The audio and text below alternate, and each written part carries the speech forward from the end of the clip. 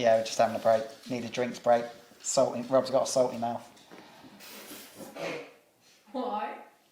Chinese is very salty, isn't it? Don't you ever have a Chinese, like, and That might be too strong.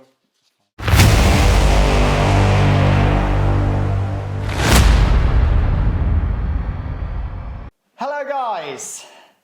Episode 2 of the news. You all enjoyed the first episode so much. At Teesside, me and Rob, we got so much good feedback, didn't we? Yeah, we did, yeah. It was just absolutely brilliant. Everyone saying how much they loved it. And you got to remember, we did that we kind of winged it. We did wing that, definitely. It's like, we're going to be a lot more professional. Well, we're not going to be a lot more professional, but everything's going to be laid out a bit better. We're going to speed things up, like results. The clips are going to be a lot better. We're actually got a schedule to go to this time, haven't we? Rather than just... And we're going to call people their proper names and things like that. It's all going to be sorted this time. So, let's go through with everything that we're going to be talking about in episode 2 of the news. So the Wednesday before Teesside, we actually filmed episode 1 of the news. So the first thing we're going to be talking about is Teesside, B&B, round 2. And then we'll be on to the crashes of the month. Then next up, we've got we've got one funny clip of the month. So after that, we'll be talking about the first round of the Fab Championship at Lid. Then we'll be talking about a massive topic that is going down on Facebook at the moment, and that is the new Silverstone go-kart track that's coming out. Will we be allowed there? Will we not be allowed there? Who knows, but we'll be discussing it. And the big news that we have got in is that B&B might not be a thing anymore, and that the live stream might not even be a thing. So what is going on there, guys? We're going to be discussing all of that. We're going to leave the potential ending of B&B till the end of the show. But let's get into this and let's talk about round 2 of the B&B Championship from Teesside. Right, so Teesside, round 2, me and Rob were obviously there, both riding. I think it's going to be probably the only round that me and Rob are going to be doing at the B&B Championship this year. Rob was thinking of doing Rara the next one, but I think he has now passed on that now. You're not going to do the long trip. Just can't squeeze it in the calendar. No. Me and Rob, I think the last couple of weeks, obviously we're not going to discuss everything that we've done the last couple of weeks, but it's been manic, hasn't it? I've had 3 weekends on the bounce on a bike. Yeah, because you did the Mick Exon day, but really from Lid onwards it's just been chaos. So myself, I've now got pretty much a month off now. It was Ella last weekend, which will be in next month's news. We're not doing it all in this episode, but yeah, we both just need a break, don't we? So definitely. Anyway, so let's talk about Teesside. We're going to do what we did in the first episode, but we're going to run this off a lot quicker. So we're going to talk about the 160s, the vets, and obviously the 140s as well. This is mini bikes, not pit bikes, so we've got a mixture of everything in there. We'll start off with the 160s. I will do the 160s results. You can read out the vets, and then I'll do the 140s as well. So we'll start off with the 160s, and we're going to do this a lot quicker this time. So race 1, 160s. Winner, myself. Thank you very much, guys. I'll put some crowd noises in. Yes, I won. Brilliant. Second place, Jake Whittaker. Third place, Sam Morrison. An absolutely brilliant race between the three of us. I will put the best bits in at the end. Race 2, as we expected, Jack Benterac came through to win on the Parker Bushi GP bike. I did grab second. I'm going to take that as a win because I ain't going to be a £6.5 grand bike. And in third place was Tim Patterson after the massive crash that he had in the first race. Also, in that second race, both races I was defending people off. And obviously Tim Patterson crashed in the first one, and then Sam Morrison crashed behind me in the second one, trying to get me on the last lap. And then in race 3, Sam Morrison finally did get the win ahead of Jake Whittaker and myself in third. I'm going to give the excuse, racing in 2 classes. By the third one, I was absolutely knackered.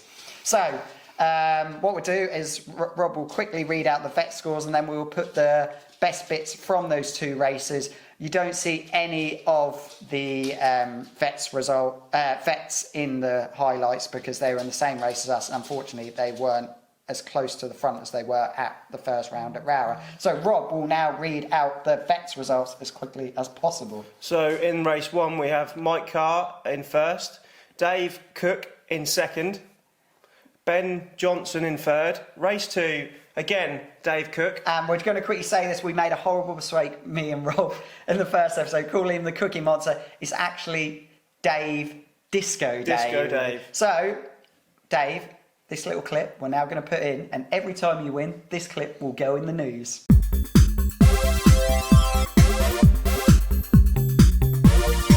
In second, we have Ben Johnson, and third, Mike Carr. Race 3, again, Disco Dave.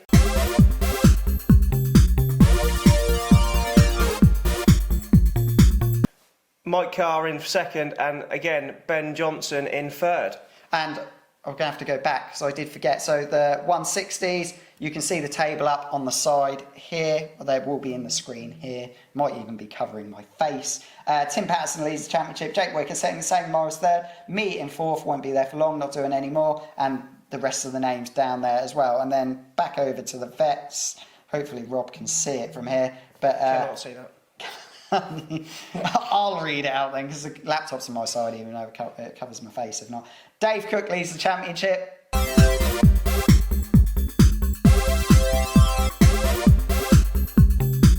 Go Dave. Disco Dave.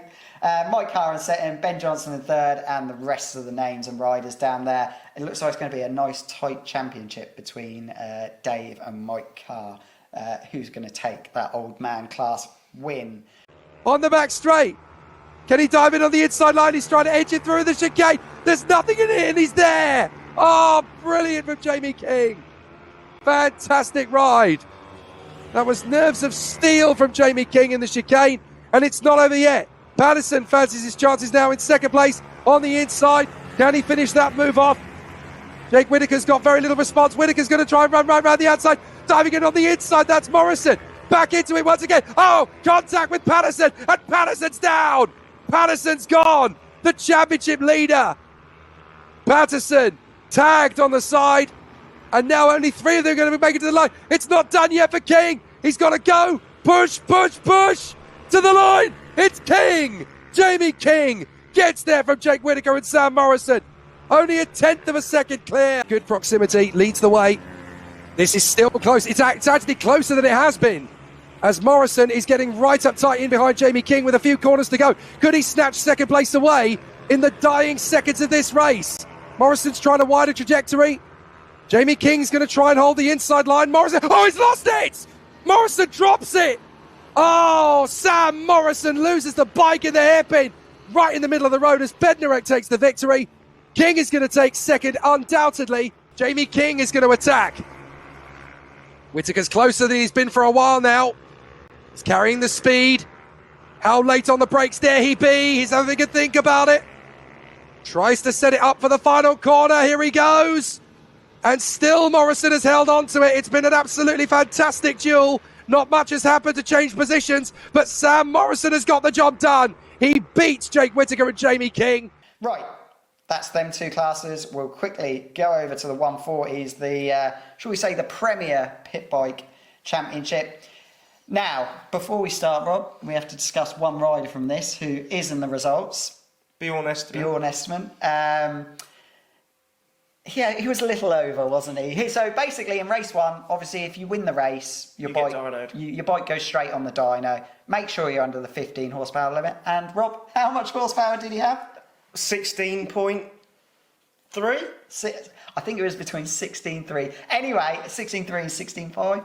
Anyway, that's not cheating by a little bit, is it? That's I don't think 1.3 horsepower over. Yeah, on a bike that should only have 15, that is absolutely massive. But I just want to clear up with you guys, it wasn't his bike.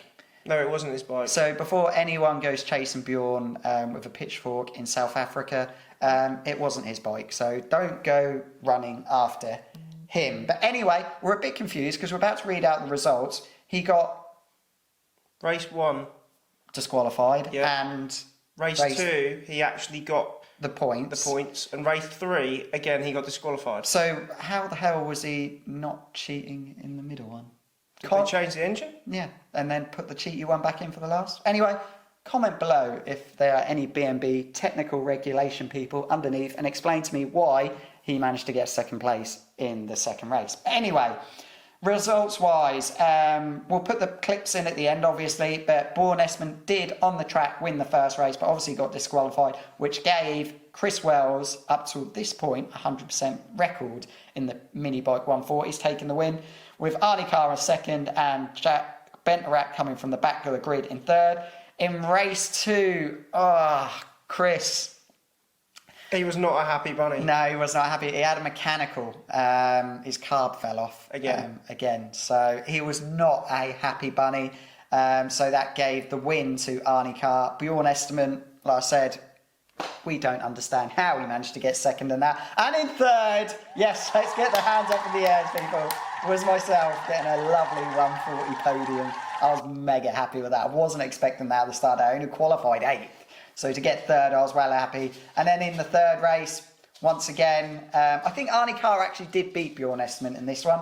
But Arnie Carr took the win. Sam Morrison, well done. Another great result, taking second. And Tommy Oldham actually managed to stay on the bike till the end of the race and grab himself a third place. But Bjorn Esmond did come second, but obviously got disqualified. And in the championship, this is going to be a tight one between Arnie and Chris, I think. Arnie now leads the championship with 126, Chris in second with 111, Tommy way further back with, I believe that is 66, and Aaron Robinson with 59, and the rest of the runners and riders going back down to me in 10th place. So yeah. And we're at the starters' orders. Oh, and a bit of a sloppy one from the pole sitter. Bjorn Esmond gets a terrible start, and that's going to drop Bjorn Esmond down. Oh, we've got 2 riders down. 2 riders down further back in the pack. And we're at the starters' orders. Oh, and a bit of a sloppy one from the pole sitter. Bjorn Esmond gets a terrible start. And then... This isn't over, folks. Bjorn Esmond can get into the lead, but he can't get away from Chris Wells. Well, now I think it might be over. Chris Wells, a big twitch out of the hairpin. Charging. They got a slow rider in front of them. This could be the opportunity round the far side. They've both got to take the far line. It's going to be interesting on the way through. But even a little hold up there from Rob Leverage can't do too much damage to either rider. Wells might get a chance off the turn, but it's going to be nothing in it. And it's going to be Bjorn Esmond who will just get there in front of Chris Wells. Not actually Aaron Robinson in second. It's actually Stuart Hardman. And there's a problem with Chris Wells. Chris Wells is slowing. Chris Wells has got a problem with the bike. Oh, devastating for Chris Wells. Trying to get the bike started again. But it's all come apart. Positive opportunity. But with Chris Wells falling out of the... Oh, second place is gone. That's Harrison. Oh, sorry, no, it's Hardman. Sorry, Stuart Hardman has crashed out. Just saw Stuart Hardman tumbling out of the race there on the exit of the hairpin. There is Stuart Hardman's bike. 2 big players in the top 3 in the same lap. Still got yellow flags for Stuart Hardman's bike. It's Armand who's now in second after all of that. Morrison is third. 4th is King. 5th is Robinson. And 6th is Bjorn Esmond. Interestingly, just off to the left there. Oh, off the bike in a turn 2. And that is Tommy Armand. Tommy Armand, who was in second place. Carr is trying to hold him off. And he's held it for the moment. Tightening the radius. Brilliant from Carr. Esmond's so quick. But Carr is beautiful on defence. Keep it together. Esmond will dive in. No, you don't. I think Carr's done it. Bjorn Esmond is working hard, trying to accelerate him. Pass down to the straight. Is it going to be enough? Arnie Carr will come through. And he's got him. Arnie Carr trying to get there on Bjorn Esmond. Esmond still holds it. Braking zone. Carr goes long to cut back and switch around. This could be slow in, fast out, and Bjorn Esmond knows it. Arnie Carr's got a good trajectory down to the long flowing hairpin. Can keep his bike fairly close. But can he slingshot to the inside line? He knows that Esmond's going to defend, so Carr goes deep. Looks for the trajectory, tries to slam dunk him on the inside line. There's only one chance, but there's a slow bike in front. Can Arnie Carr take advantage? No, he can't. It's going to be Bjorn Esmond to the line. Very close indeed. But it's Bjorn Esmond who gets there in front of Arnie Carr. a couple of shout outs to the lads at B&B from Teesside. Poor old Stuart Hardman did not have a good weekend. He crashed and broke his collarbone, and I believe he was on the mend, looking to come back to Ferrara, and unfortunately he has fell over and re-broken his collarbone. Get well, Stuart. I mean, that's right. He has been messaging me on Facebook because he also saw my crash from Ella. And he was like saying, "Oh, I hope you're all right, bud." And he told me that he fell over and broken his collarbone again. So get well, Stuart Hardman. Hopefully you get well and back on bike soon. Also, a massive shout out to definitely me and Rob's rider of the meeting, Samuel Morrison. Rode absolutely brilliant in both classes, in the 140s and the 160s. Had some brilliant battles with him all weekend. He was definitely riding the wheels off that Bucci. He was riding the wheels off it. So a massive shout out to Samuel Morrison, getting podiums and wins in both classes. So that is the Teesside update, all the Teesside news and all the results. Let's move on now to crashes of the month. Came round, pinged you, thought you were dead. I carried on though. Right, so our first, we're going to do 3 crashes each month. If you've got a funny crash, guys, send it in to me. All of these crashes at the moment, unfortunately, guys, and none of the ones you sent in to me. 2 of them are caught on GoPro, and 1 of them is from the Teesside live stream. So the first crash goes to, it was the first Friday session at Teesside, and it is Stephen Humphreys. I believe it's on a Simoto. Getting it horribly wrong going onto the back straight at Teesside. It was the first session. Maybe he hadn't let his tyres warm up enough, or maybe it's just the horrendous surface at Teesside caught him out, and here it is.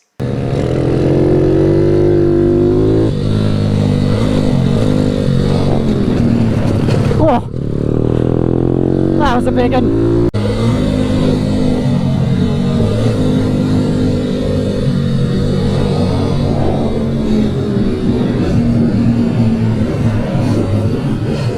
So looking at that footage, it just first session, did he have tyre warmers on? Did he not? Maybe not.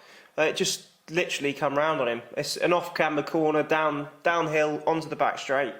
And like Jay just said, the surface is not great at Teesside. And also, I think he was in the dirty part of the paddock with us, which doesn't help as well. In the council estate. Yeah, proper in the dirty part of the paddock, so that probably didn't help either. So, and I believe, same with you, he had his new lap timer set up on his handlebar and things like that, and I think he smashed it up for good. Oh, no. So he did show me when he came into the pit, so he wasn't very happy. So, yeah, sorry, Stephen Humphreys, but yeah, you go as one of the 3 in the crashes of the month. Right, next one up comes from Lids. I think this is in Q1, and it is our good friend Chris Wells. And I'm going to say this crash has been caused because I was giving him, shall we say, a bit of pressure in Q1, and he couldn't handle it. And he does a bit of a top rack into the top fast corner at Lid. Let's check it out.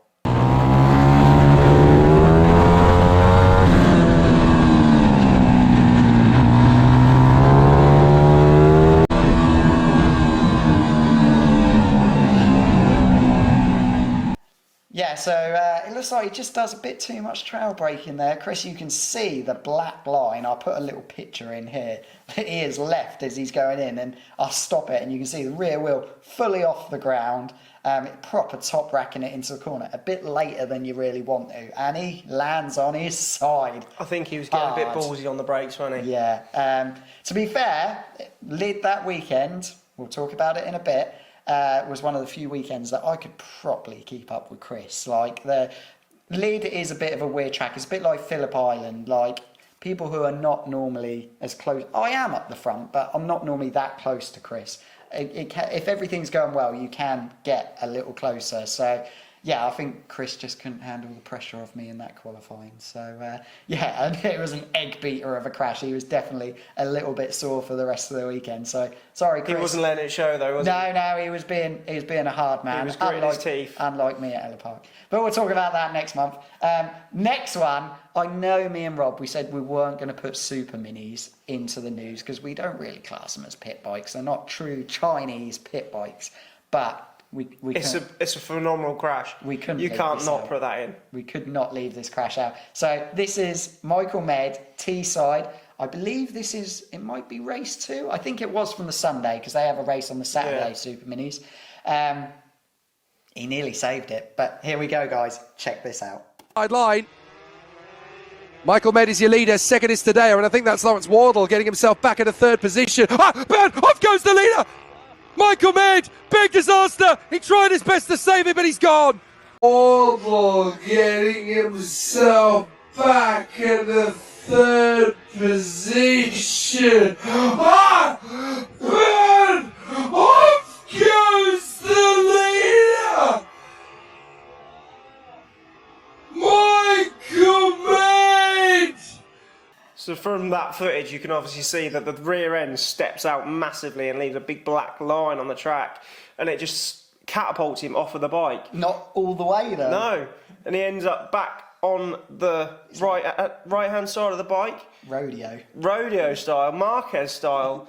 I think if it had landed his butt back on the seat. Also, if that curb was flat, I think he would have saved it. If that curb was flat, like you say, and didn't make the bike lift, it would have definitely been a different story. But because he saved it like that, I think he saved himself a massive injury, because if that initial flick had flicked him up into the air, it was going to be a painful one.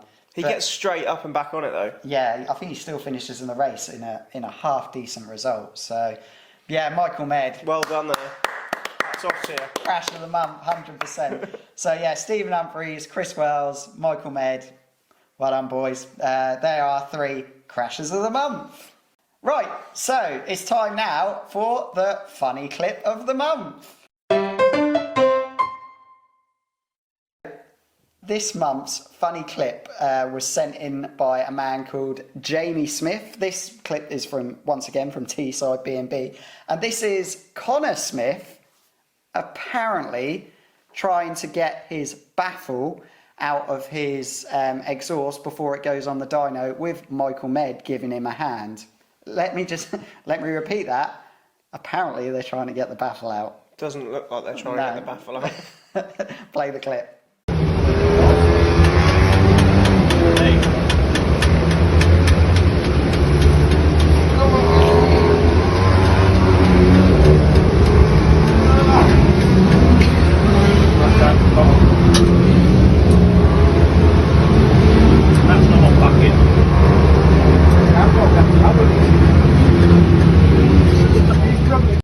So, thank you, Jamie Smith, for sending us that clip in. I don't believe Connor Smith knows that this is going in the news. So, and I know apparently he does watch this, so he's probably going to have a good giggle at that. Were you trying to get the baffle out? You and Michael Med looked like you were getting pretty close in that video. So, yeah. Guys, once again, if you have any funny clips that happens at pit bike meetings, it doesn't even have to be on track, off track, doing anything. Then send it in, and there should have been 2 funny clips this month, shouldn't there, Rob? There should have been. But luckily, no one was filming, and the GoPro was dead. But you can explain to the viewers what happened, because you saw it with your own eyes. So we're in Assen for the endurance race on the Sunday, and I just turn around as Jay comes into the pits as it's starting to spit of rain, and he just locks the front end up and ends up going over the handlebars, doing about 5 miles an hour, not even that, and just ends up in a heap on the floor with his bike. And I wish that either the GoPro or the camera was rolling, because it was hilarious. Yeah, so there's me and Assen, you know, big time YouTuber, coming to show all the Dutch pit bike riders how it's done, and there's me trying to be clever. I was trying to come into the pits as quick as possible, get off the bike halfway and then jump off it and run with it, and I kind of forgot how good the Formula brakes were, touched them and went over the top. Luckily no one was filming, no one saw it, so I don't know what Rob's talking about. It never happened. Right, so that is our funny bits of the month sorted. Next on, let's go over to Lid round 2 for the Fab Racing results. Just to remind you guys who are B&B regulars at Fab, there's no 160s. All we have is the 140s and the 140 rookies. And Rob will quickly run through those results as quick as possible. So on race 1 on the Saturday, In third place, we have Joshua French. And then second place, Jamie King. And again, first place, Chris Wells. Race 2 on the Sunday, the first race of the Sunday. Third again, we have Josh French. Second place, Jamie King. And again, Chris Wells. You can take your time for this one. You can take your time. So race 3, we actually have a different result for this one. As you heard, the first 2 races, the results were the same. Some good racing, but the results were the same. So in race 3, we have Josh French. Second place, Chris Wells, all because Jay King managed to outbrake him into the last corner and to take the win. Oh, absolutely. Probably, I'm going to take that as one of my best ones. I don't win that many, but as one of my favourite and best wins of all time. And me and Chris, we've got so much trust with each other on the track. We had some backing and forth all race. It was all clean, it was all brilliant, and Lyd always provides really good racing. And yeah, it was just excellent to get him on the last corner of the last lap. Yeah, didn't expect it, but yeah, mega happy.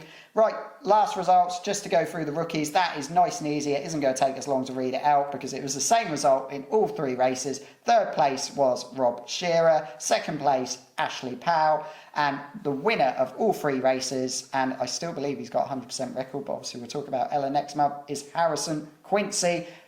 Let's roll the clips, best bits of the weekend. P6 as they cross the line on the previous lap. 7 laps left to go.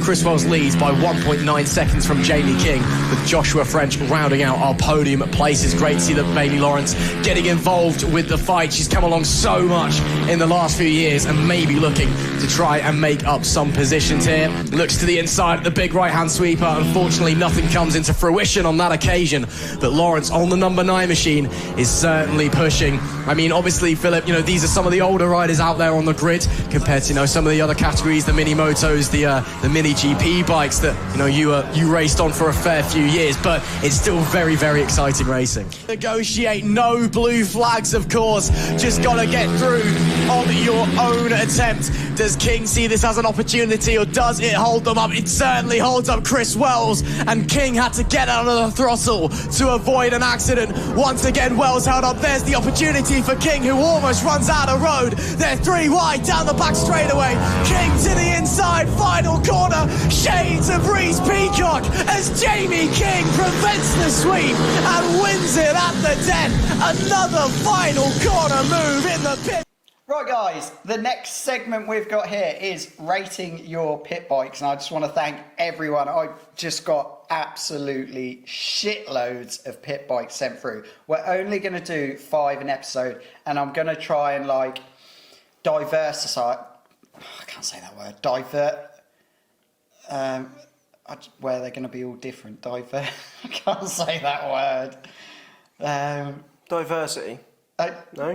That's the name of a dance group, isn't it? No, diversity is when they go, like, we need some diversity in this country. That is the name of a dance group, though. Yeah, I know it is, yeah. Oh, all right, I'm going to try and diverse this a little bit. So we're not going to have one week where it's all CRF 70s, or it's all Sci Motos, or it's all CRF 50s, or YCFs. We're going to try and do 5 different bikes all the time. So if you did send a bike in, and I said it would be in this episode, I do apologise, but I'm trying to pick them. Your bike will be in, but it will be in later episodes. So we've got 5 bikes to review today. They're all different. I think there's 2 the same, but they are a little different.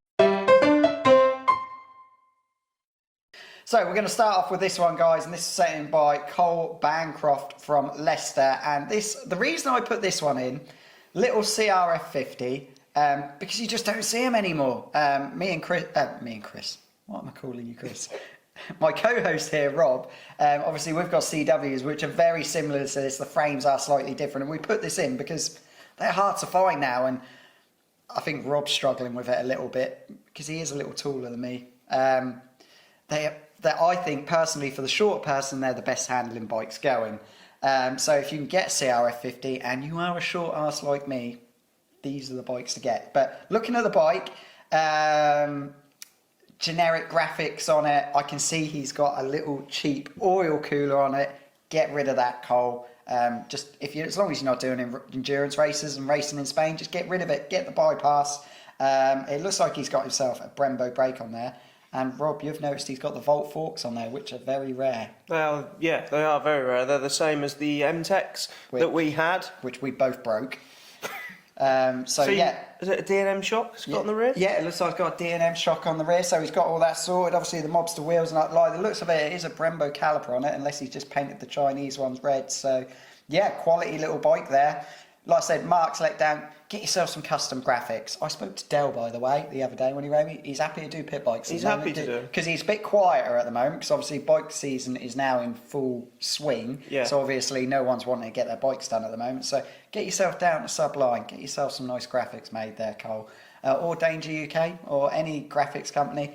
But yeah, good little tidy little bike. Looks extremely clean. It looks like he's well looked after. A nice little red stack on that. I'm going to give it a 3.5 out of 5. 3.5 out of 5? 3.5 out of 5, just because it's the CRF50. I don't think I'm ever going to give a CRF50 under a 5 out of 10. So, nice little bike. Get yourself some custom graphics, make that a little cooler. Right, let's move on to our second one. And our second one, we are going all the way to Portugal. Multinational. Yeah, we're an international channel here, we are. I mean, we go all over the place. We are here with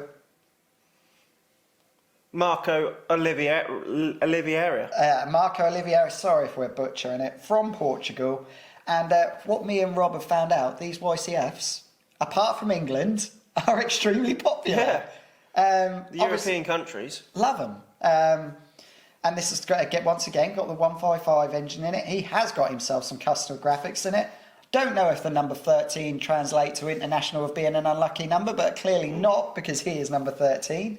But yeah, love it. He's even got the custom graphics on the swinging arm, and I believe it's also got twin exhaust system. Twin exhaust system on this, so that does not make any horsepower difference, guys. Actually, it adds weight that you don't need, so it doesn't help. Will it make it quieter?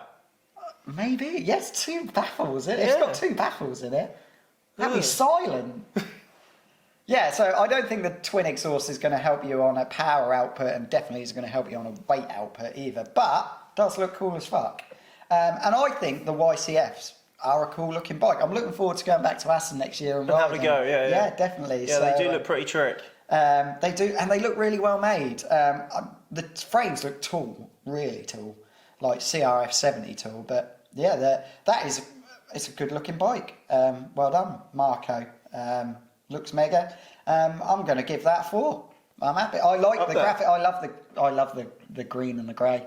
Yeah, it looks mega. I think it looks mega. And another thing we forgot to mention as well, that oil cooler on it. We're not much for oil coolers, me and Rob, but maybe in Portugal, a bit warmer, you might need it. That looks like an intercooler. Yeah, it is massive. Absolutely massive. But yeah, 4 out of 5, good looking bike, custom graphics, twin exhaust, even though it doesn't help you out much. But it will make it quieter. Yeah, love it. Thank you, Marco, for sending your YCF over. Next one.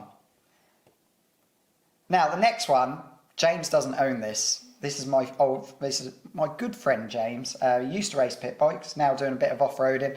Unfortunately, he injured himself the other day, landed badly, and torn ligaments in his ankle. Motocross? Yeah, landed badly, torn ligaments in his ankle, can barely walk at the moment. But him and his wife, him and his wife Becky are currently expecting a baby. So congratulations to Becky and James. But anyway, back onto the more important thing, his old once again another CRF50, and this is his old picture. This is when CRF50s were a lot more common. CW were the last ones to make them, and obviously no longer you can get them. Back in the day, this was a really cool bike. As you can see, he used to have the oil cooler underneath his number board, so that it would actually work properly there. You're actually getting air. But the thing on this that stands out more than ever, that you can't see it properly, that is a carbon fibre brake cover, which is proper MotoGP stuff. And unfortunately, me and James had a big crash at Lid going onto the back straight, and he never found it because we suspect that it smashed into a million pieces, which he was devastated about. This bike also had a carbon fibre tank cover, which I don't know if the CRF 50s and the CWs are the same. I don't think they are, so I don't think it would have ever fitted. But that was cool. That was cool. This was a cool bike back in the day. These were the days as well when, like, Brembo's on a pit bike. This is 2000 and... I'm going to say this picture's like from 2014. No, it would have been a bit later. 15 maybe. Had a Brembo caliper on it. Back then, that was, wow, mind-blowing. So, yeah, proper good little bike that was. This is when B&B had just started. They were like in their first year. Cool little bike. I'm giving that a solid 4.5. It wouldn't be now. It's a bit dated now. But back then, that was a cool bike. What were the forks? What were in it? I don't know what they were called. But you can see they've got the little adjusters on top now. I would love them now. I know who's got that bike now. It's a guy called, I think his name's Charlie, has got this bike now. He races mini twins as well, but I believe he's still got this bike.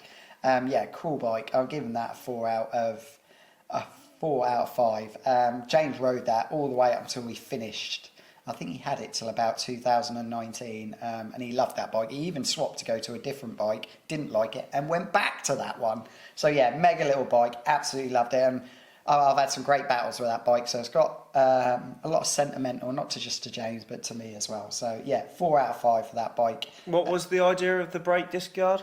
No, I think it was bling. Just looks? Just bling. Just pure bling. It's cool. It's cool. That is cool. Yeah, like, God knows where that came from. He actually bought it off Jay Dexter. Did he? Yeah. When he used to do pit biking. Oh, okay. So this is all way back in the day, guys. So Jay Dexter. Back when the dinosaurs were about. Yeah. So yeah, it was that far ago when they were doing race meetings at Stretton, like championship meetings, not just the single track day meetings. Right. So thank you, James, for sending us that in. Let's go to the next one. Right, next bike in the review.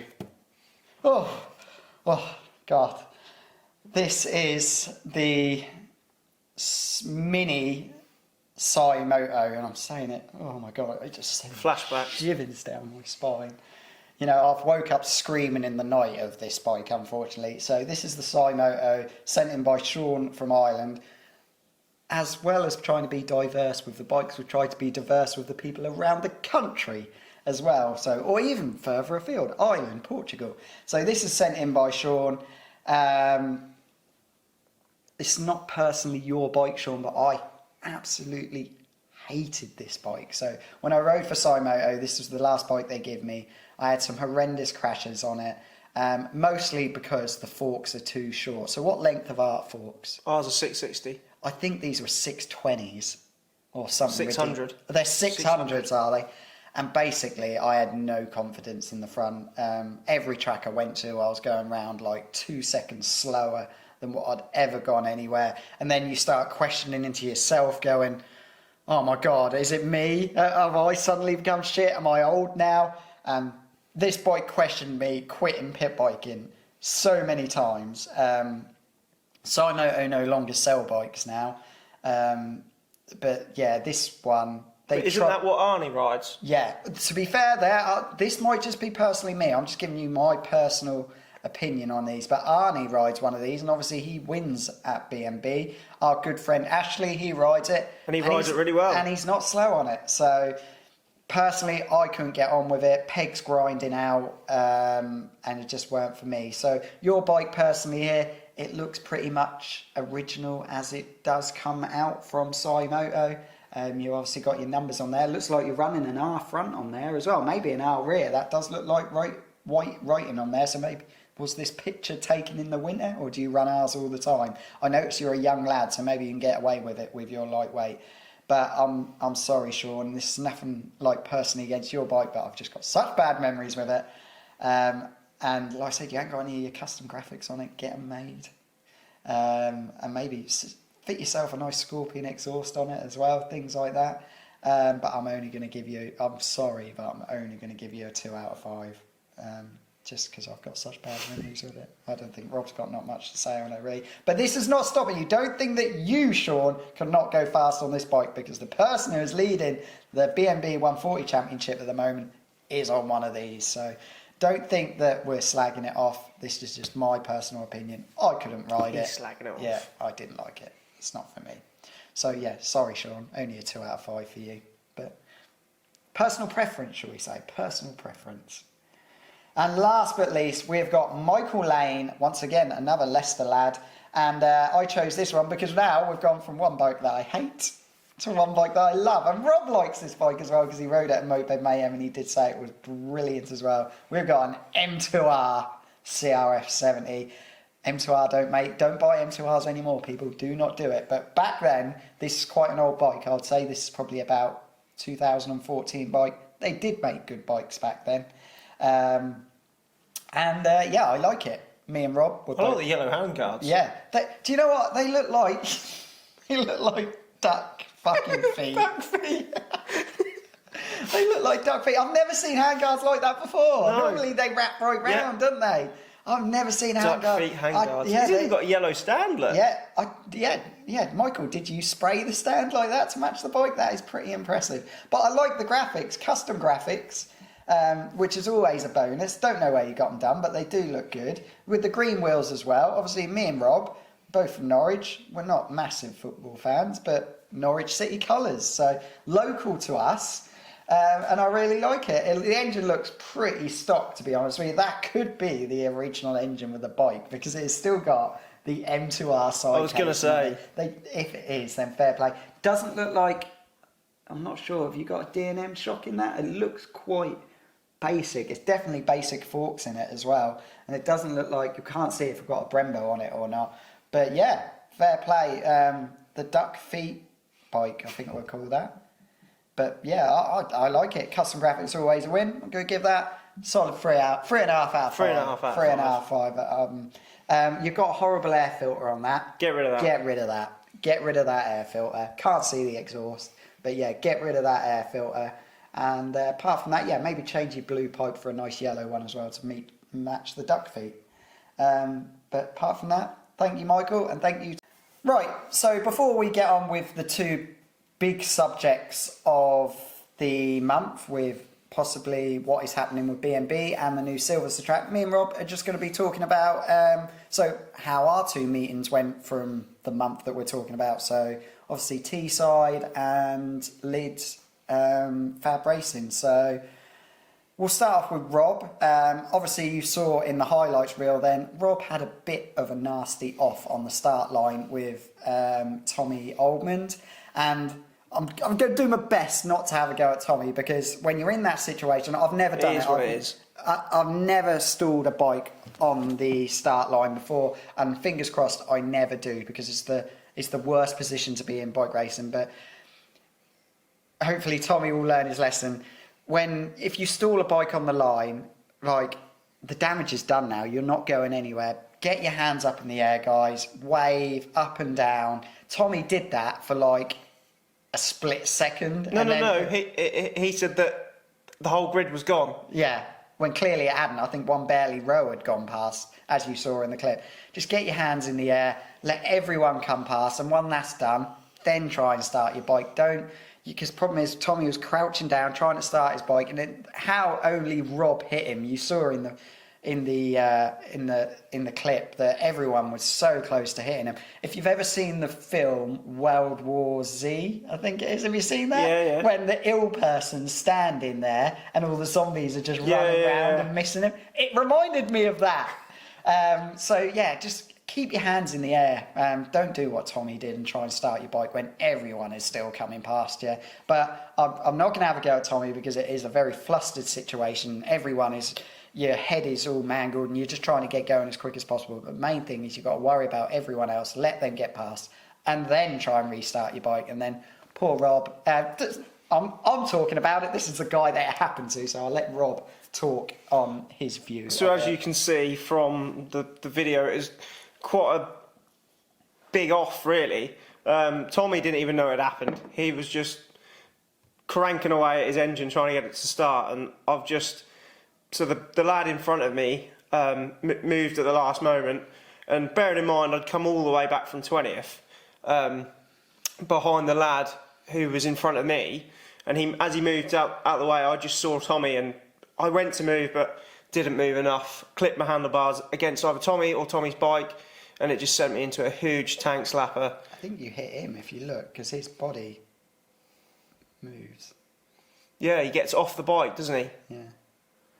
he steps off, sort of steps off the bike, and I clip him with the bars, and it sends me into a massive tank slapper.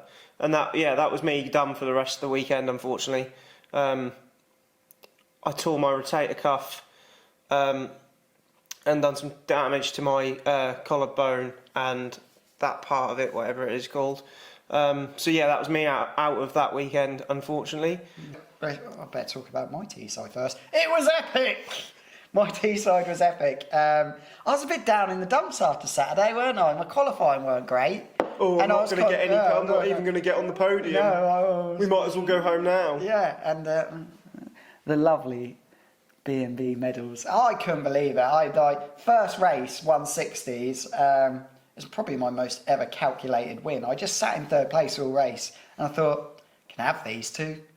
And I did. Got them both on the last lap, and hugged the inside all the way round for the last lap. Poor Tim Patterson fucking sent himself into the tyres.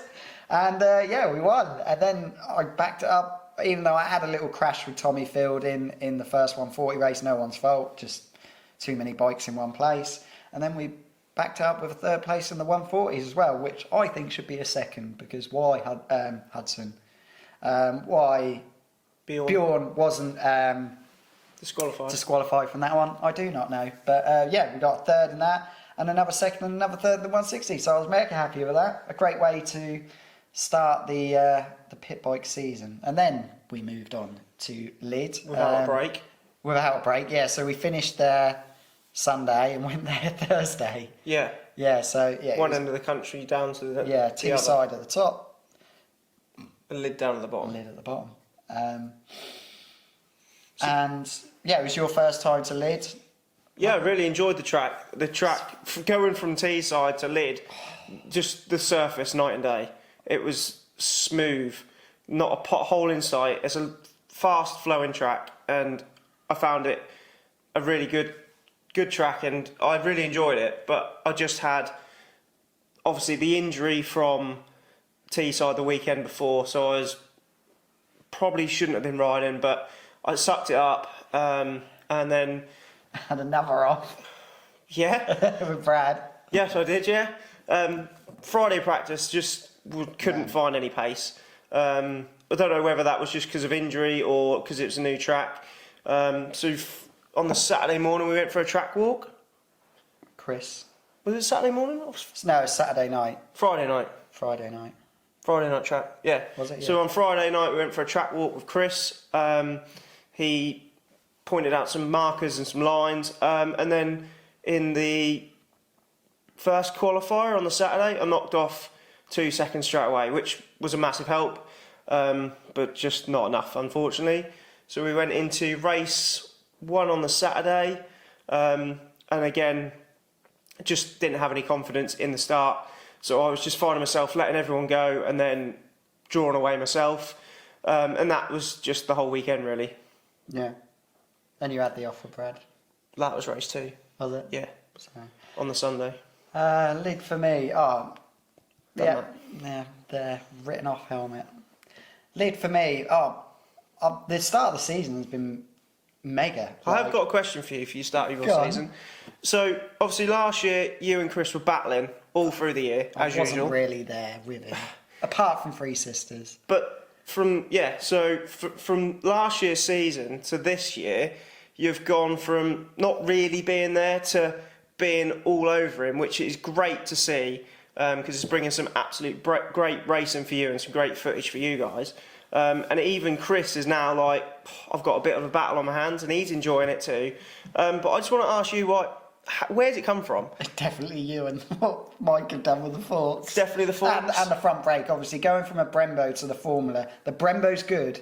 The Brembo is excellent. But the Formula is just that little bit better. Yeah. And like I said, you guys saw over the winter, I don't know how long those forks were bent for. God knows. They might have been bent when I got them.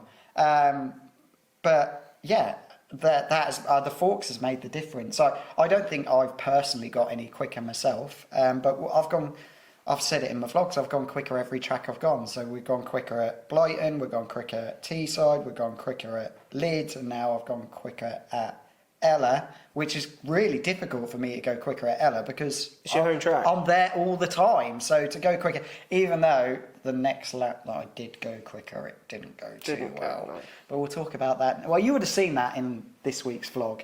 But yeah, it's definitely the fork. So a massive thank you to you, and really a big thank you to Mike, Able Motorworks, for sorting them out. He, unfortunately, guys, he does not want to touch pit bike stuff because me and Rob have taken shit there. So he can't do the same for you. And to be honest with you, he wouldn't be able to do the same for you anyway, because you can't get M-Tech forks anymore. And these are for people who have got CRF 50s. If you've got CRF 70s, you are fine. The market for CRF 70 forks. You can get some Mupo ones. SPs, you can even get the D&M ones, which are kind of like a middle, aren't they? They're like 200 quid. They're the ones I recommend you get, because the Mupo and the Mazzocchi ones, and I think you can get Formula ones as well. Yeah. They're like £1,000. Yeah, you're talking 1,800 quid for a suspension setup. Yeah, so if you've got the money to do it, you go ahead. But I would recommend the SPs in the CRF 70s a lot better than what me and Rob got in the CRF 50s, but because that's what's in my M2R CRF 70, and that handles a dream. But yeah, if I'd go in the middle, go for the D&M front forks. They seem to be it'd be a better setup. We need to put a set of them on his dyno really to see how good they are. So if there's anyone who's got a set of D&M forks, send them to us, and I'm sure Mike will at least put them on the dyno. He'll at least put them on the dyno. Just to see if the adjustment's a bit better than RSPs of 2 clicks.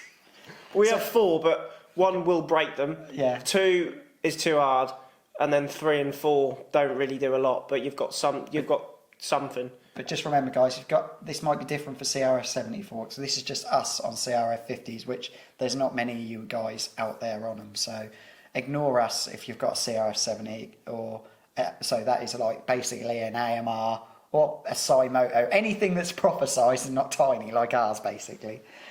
Right, back to the Lid weekend. Thank you, Rob, for bringing up the things.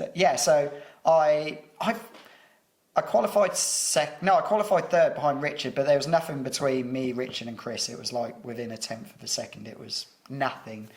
Richard had problems with his bike all weekend, so he was never in any of the results until the last one where he come fourth, borrowing someone else's bike. Dan Gilbert's, I believe. Yeah, first race, I was with Chris all the way, never made a move.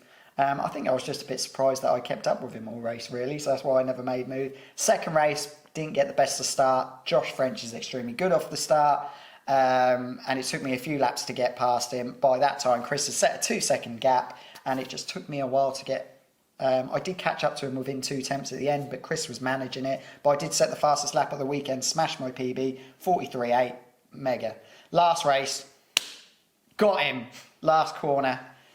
Brilliant move. I've watched that like a million times over. You would have seen it a little while ago. Mega happy to get my first race win at Fab.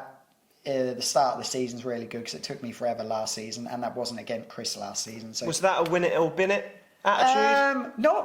I felt like when I was behind him, I felt quicker than him. I got past him a few times. It got me back. But when you're always behind someone, you always do feel quicker. Did the back markers help you? A little bit, yeah. I got a tiny bit of a better run, and my bike, I'm not going to lie, is quicker than Chris's this year. He's having terrible luck with his bike. Yeah, so you won't see it this episode, but Ella, he got the bike running right for the last race, and then it got red light flagged on the first lap, so he never even got to T-side. He was having a nightmare on the Friday. Yeah, but Fab is not his gig this year. He wants that B&B championship. So I think he's just quite happy that he managed to get his bike all sorted by the last race, and knowing now that he can go to Rara and the bike's going to be good, because as we know, Chris is the king of Rara, so he'll be hoping to get another 3 victories there and get himself back in the championship lead at B&B. So yeah, that's me and Rob kind of caught up with everything that we've over the 2 race meetings that you've seen. So, right, next, guys, we're going to talk about the 2 massive things that are going on in the pit bike world at the moment. And we're going to start off by talking about the new Silverstone racetrack that is currently being built at the moment. It's gone off on Facebook at the moment. Are we going to be allowed? Aren't we going to be allowed? Are we going to be there when MotoGP is on? Are we going to be there when BSB is on?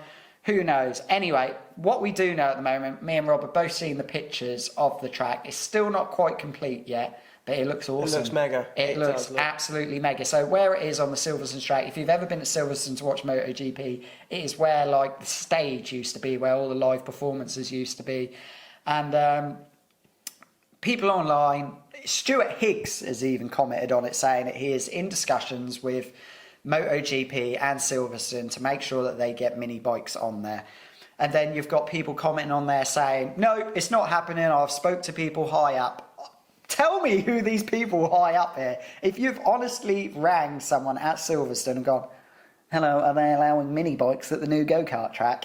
Then tell me who these people are, because at the moment, Rob, I'm not believing anything. No. Until someone... Bearing in mind that B&B should have been there this year if the track was completed. Yeah, B&B had this in their calendar. It was for a Tuesday and Wednesday? Yeah. The Tuesday and Wednesday before MotoGP. It was in their calendar. They put track unknown and things like that, but it was the week MotoGP were racing at Silverstone, the couple of days before the race. It was only going to be there. So they clearly had their intentions of going there to race, but obviously it wasn't finished in time and they couldn't. So just a thought, imagine if it was done, we'd have ended up going there. And then we wouldn't have gone to Assen. We wouldn't have gone. That was the initial reason of us not going to, because when Geordie gave me the dates, I was like, oh, gutted. But I couldn't miss not going to MotoGP Silverstone on a pit bike.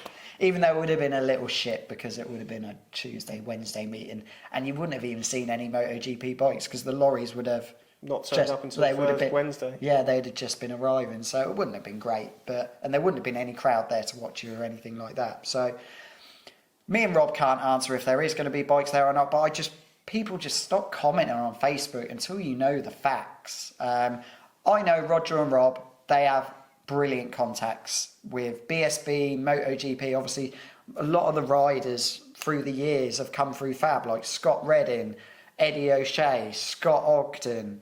All of these people have come through Fab. So Roger and Rob have the connections if we are going to go to Silverstone. Now, I'm confident that Fab and B&B, as long as B&B is still running, we'll come on to that in a bit, that we will be going to Silverstone. I hope so. I hope so. Mega little track. It looks mega. Fingers crossed we are going on there. But until you know the facts, guys, don't just write stuff on Facebook.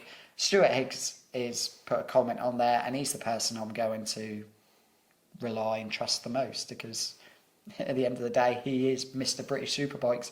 And obviously he deals with Dorna at MotoGP as well. So we'll leave that at that. Fingers crossed, next season we will at least see the Silverstone track on one of the calendars, if there is still 2 championships running, which leads us on perfectly to our next subject. So on the 14th of May, we had some big news come from B&B, and it was the fact that what the director, Alan Lord, is stepping down and walking away from B&B. I believe it was a difficult decision to step down from helping promote and organise the OMG race and ACU British Minibikes Championship. But I don't know why.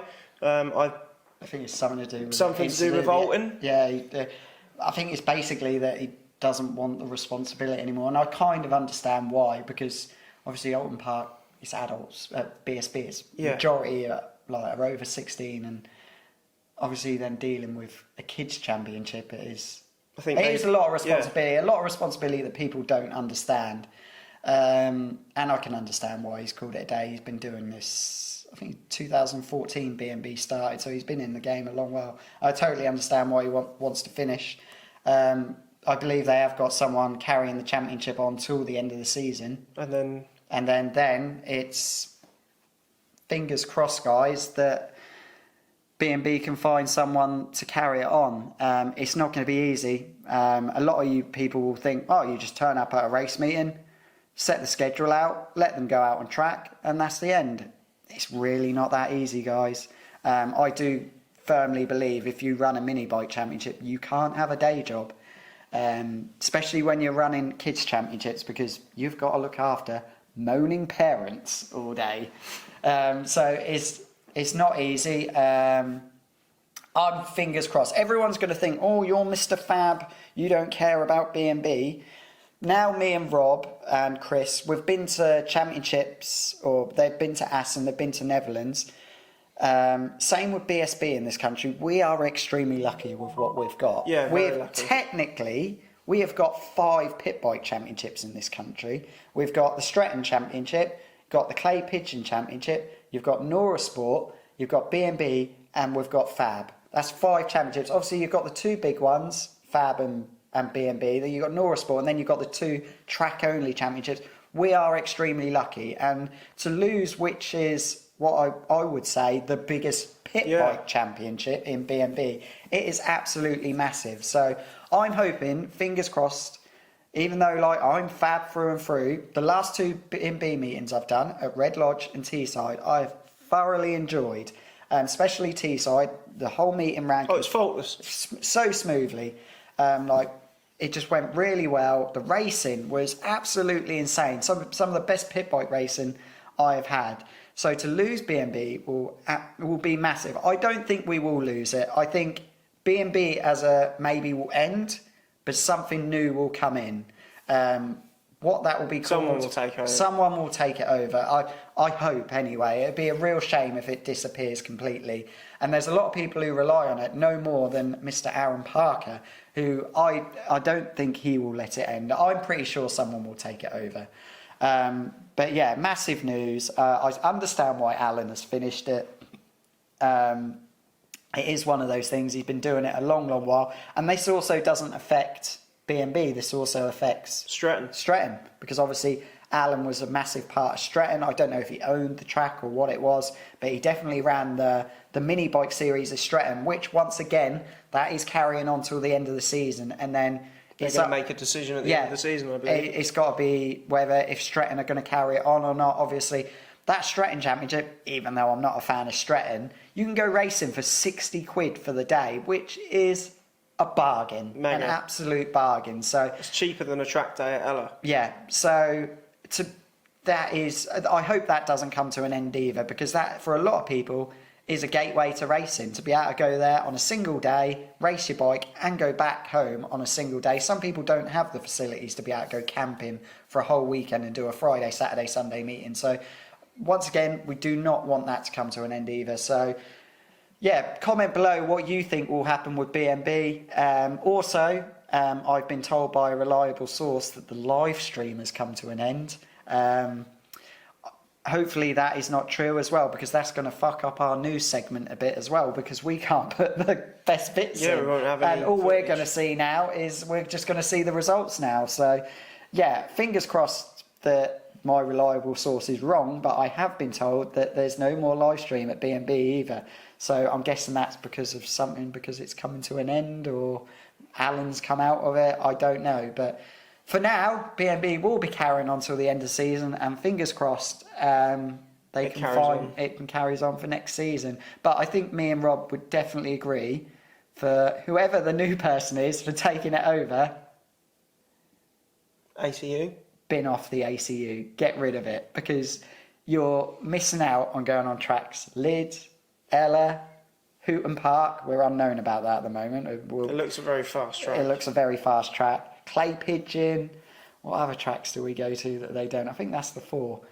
Yeah, so I'm not begging, but me and Rob just think it'd be a good idea if maybe you drop the ACU. But yeah, fingers crossed, everything will work out. There'll be still all the championships racing next year. Clay Pigeon, Stretton, Nora Sport, Fab and B&B, it will all be the same next year. Because technically, in this country, if you had the money, no object, you could pretty much race every weekend of the year. If you had the money to do it. The only one I haven't done so far is the Clay Pigeon Championship. Maybe we'll get down there eventually, but it's a fucking long drive for me to go to do a single day meeting. How far is it from here? Well, I went to Land's End the other day. That took me 7 hours. I'm going to say it's like... Well, it's nothing compared to Assen. 5:45, yeah. We'll talk about Assen in next month's episode. But anyway, guys, we got amazing feedback for the first episode of the news. We streamlined it a bit today. Hopefully you've enjoyed it. Massive thank you to all you guys who are subscribed. If you haven't already subscribed, hit that down there. Thank you to all my members. And we'll see you again next month for another news episode. Remember, guys, send your bikes in, send your crashes in, and send us your funny moments in. Doesn't have to be on track. Anything that happens in paddock, slipping over, I don't know, getting pissed, whatever. Drink responsibly. Thank you, Rob. See you guys next month. There'll be vlogs, obviously, before then. Bye-bye. Bye-bye.